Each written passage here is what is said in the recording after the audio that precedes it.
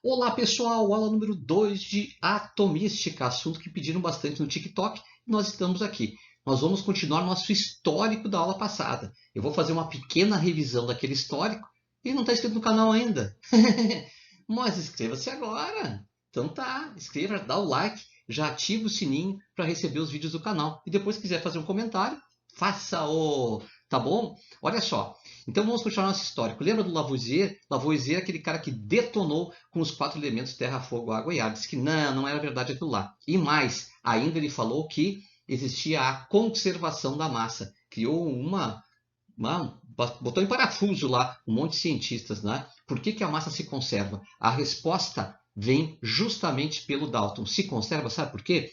Porque a matéria é formada por átomos. Os átomos são os donos da massa e eles são indestrutíveis. Há uma transformação da matéria, porém os átomos não são destruídos. Ah, que legal isso, né? Criou um modelo bola de bilhar, que a gente apelidou, né? Mas ele não explicava nada da parte elétrica. É justamente aí que vem o Thomson. Em 1886, o Thomson descobre o elétron. 10 anos depois, ele cria um modelo atômico em que ele insere o elétron nesse modelo atômico. Então, esse modelo é um modelo que tem uma esfera positiva com elétrons incrustados nessa esfera. Ficou apelidado de pudim de passas ou pudim de ameixa. O que acontece? Esses elétrons têm liberdade para sair e para entrar no átomo de novo. Ele não entendia como isso acontecia. Tanto que em 1905 ele acabou até dizendo que ele achava que esse modelo aí não estava legal. Tá? Não estava explicando bem a natureza da matéria. É justamente um aluno dele, Sir Ernest Rutherford, que trabalhando com materiais radioativos acaba descobrindo uma partícula chamada partícula alfa, que seria como se fosse uma esferinha bem positiva e pequenininha. Hoje a gente sabe que são núcleos do átomo de hélio. Na época ele também não sabia, mas ele descobriu a partícula alfa. Materiais radioativos emitiam partículas alfa. Ele aproveitou essas emissões de partículas alfa e fez o quê? Jogou essas partículas alfa contra lâminas bem fininhas de ouro. O ouro é um metal muito denso, 19,3 gramas por ml. Olha só, é muita densidade, gente. Isso quer dizer que os átomos estão muito próximos. Ele pegava películas fininhas, tipo aquelas que a gente usa para fazer os assados de alumínio, só que de ouro, e bombardeava com as partículas alfa. E acabou chegando a uma conclusão muito fantástica, bem interessante. Olha só a ideia dele. Ele bombardeava e ele acabou vendo que a maior parte das partículas alfa atravessava os átomos de ouro como se nada tivesse na frente dele. Que matéria densa é essa que deixa passar uma partícula? É porque a matéria não é tão densa assim. Ele acabou chegando à conclusão que a matéria tem muito espaço vazio e o átomo também, muito espaço vazio. E como é que seria o átomo, então? Ele observou também que algumas partículas alfa, como a última do desenho lá, ó, a última do desenho, aquela que eu vou colocar uma flechinha em amarelo lá, ó, a última do desenho, percebe que ela acaba sofrendo uma deflexão? Pois é, ela não passou reto, né? Por quê?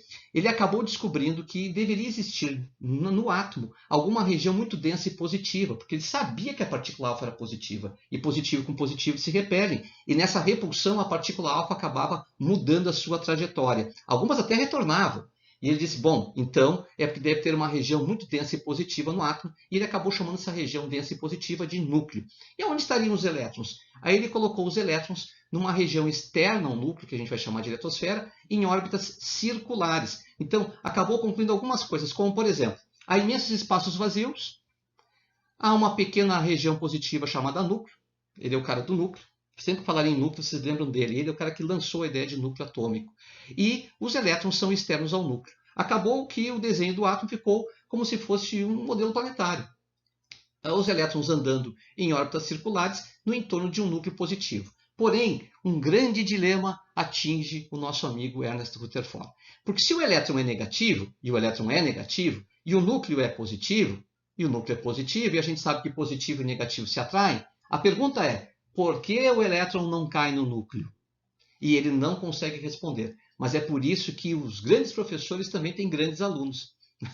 Assim como ele era aluno do Thomson e progrediu na ideia de átomo, o aluno dele, chamado Niels Bohr, vai também acabar auxiliando muito aí, gente. Ele vai dizer, professor tinha razão, o átomo é assim. E 2 anos depois, na tese de doutorado dele, ele acaba apresentando esse modelo, um modelo que vai ser a origem do átomo quântico. Esse átomo que a gente fala, mecânica quântica, de onde vem a mecânica quântica? Pois é, surge com o modelo atômico do Niels Bohr.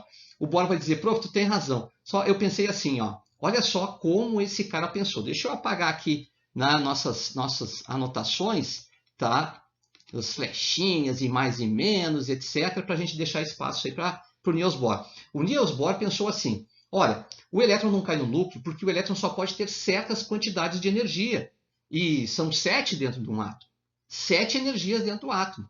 Então, seriam os níveis energéticos, as camadas energéticas, que também alguns apelidos, né? K, L, M, N, O, P, Q, certo? São as 7 camadas do átomo. Mas, de novo, surgia aquela dúvida, por que um elétron que está, por exemplo, lá na energia E1, por exemplo, por que ele não cai no núcleo? Aqui está um elétron que é negativo e o núcleo é positivo.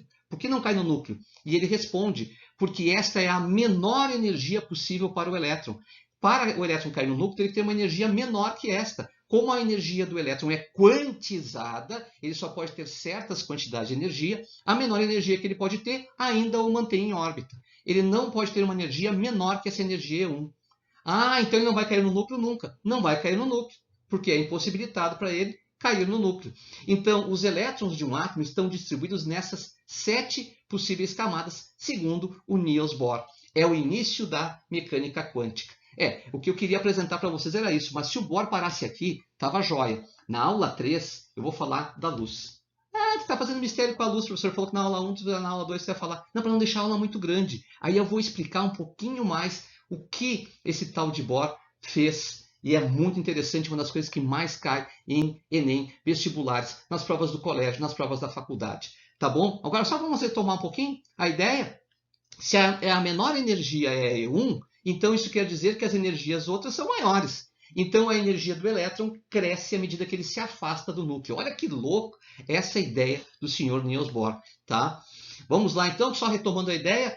Muitos falam em modelo Rutherford-Bohr, porque o Rutherford cria a ideia de um modelo planetário e o Bohr coloca energias nas órbitas circulares dos elétrons. Show de bola, né? Ah, mas só um pouquinho. Tá? Amanhã, pela Amazon, para quem quer se aprofundar um pouco mais nesse assunto, entender melhor a parte matemática, a parte estrutural, as ideias, muita história interessante. Amanhã, Evolução do Pensamento Científico, Modelos Atômicos de 1808 a 1913, gente. É um livro que eu escrevi no período da pandemia, agora está na Amazon. E amanhã vai estar de graça para essa turma querida que vem aqui assistir os meus vídeos, para essa turma querida que veio prestigiar o meu trabalho. Tá? De coração, o trabalho é simples, ele é só bem estruturado, ele é muito bem estudado e eu fiz de coração e quero que vocês amanhã recebam esse presente. Vão lá na Amazon, tá de graça para quem é do canal, para quem está me dando uma força nesse canal aqui, tá bom? Ó, um beijo no coração de vocês, quem chegou até aqui. Já dá o likezinho para mim, para dar uma força, faz um comentário e até nosso próximo vídeo, tá bom? Até lá!